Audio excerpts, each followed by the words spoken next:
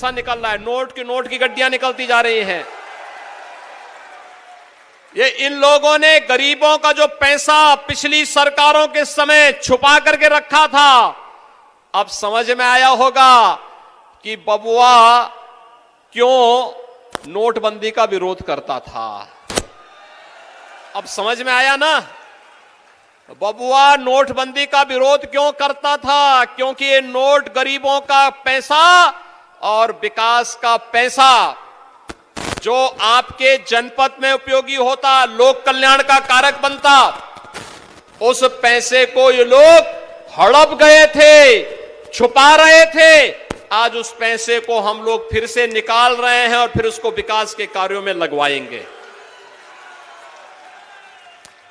भाइयों बहनों, मुझे एक बात तो आपको बतानी है, कांग्रेस ने इस देश के अंदर सर्वाधिक समय तक शासन किया, सर्वाधिक समय तक शासन किया, लेकिन शासन किस रूप में कर रही थी? आज आपने कांग्रेस का आपने महाराष्ट्र एटीएस का एक बयान देखा होगा।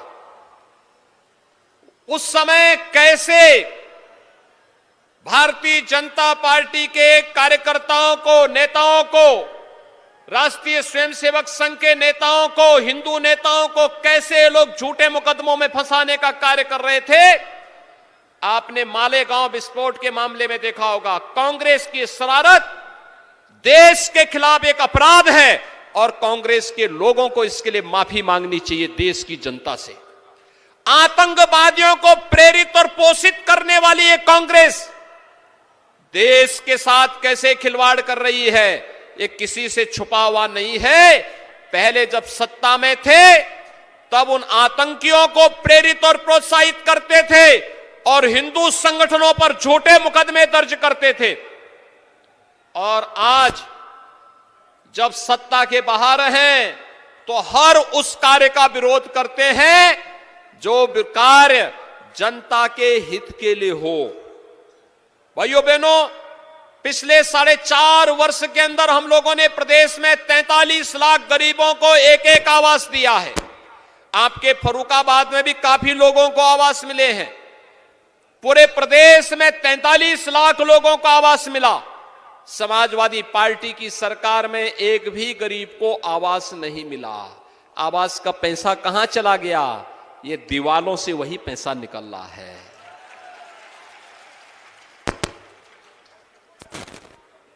पिछले 4.5 वर्ष में भारतीय जनता पार्टी की सरकार ने 2,61,00,000 लोगों को, परिवारों को एक एक शौचालय बना करके दिया। 58,000 ग्राम पंचायतों में सामुदायिक शौचालय बनाया। शहरों में भी पर्याप्त मात्रा में सामुदायिक शौचालय बनाए, और सामुदायिक शौचालय को भी महिला स्वयंसेवी समूह को देकर के हर गांव में एक महिला स्वयंसेवी समूह से कहा, किसी एक निराश्रित महिला को इसके साथ जोड़िए, सरकार हर महीने उसे 9,000 रुपए देगी इसकी देखभाल और रख रखाव के लिए। लेकिन भाइयों बहनों, समाजवादी पार्टी की सरकार में गरीबों के लिए शौचालय क्यों नहीं बन पाए? क्योंकि समाजवादी पार्टी की सरकार की भावनाएं गरीबों के लिए नहीं थी, मजदूरों के लिए नहीं थी, किसानों के लिए नहीं थी, और युवाओं के लिए नौकरी निकलती थी तो चाचा भी, भतीजा भी, मामा भी और महाभारत के सभी रास्ते वसूली पे निकल पड़ते थे। युवाओं को नौकरी नहीं मिलती थी, किसी भी युवा को नौकरी नहीं मिल पाती थी, क्योंकि वह पैसा भी जाता था और उसके साथ साथ नौकरी से भी वंचित रह जाता था। भाइयों बहनों, हमारी सरकार ने पिछले 4.5 वर्ष के अंदर 4.5 लाख से अधिक लोगों को, नौजवानों को प्रदेश में नौकरी दी। 1,61,00,000 नौजवानों को रोजगार के साथ जोड़ा और 60 लाख लोगों को स्वतः रोजगार के साथ जोड़ने का कार्य किया।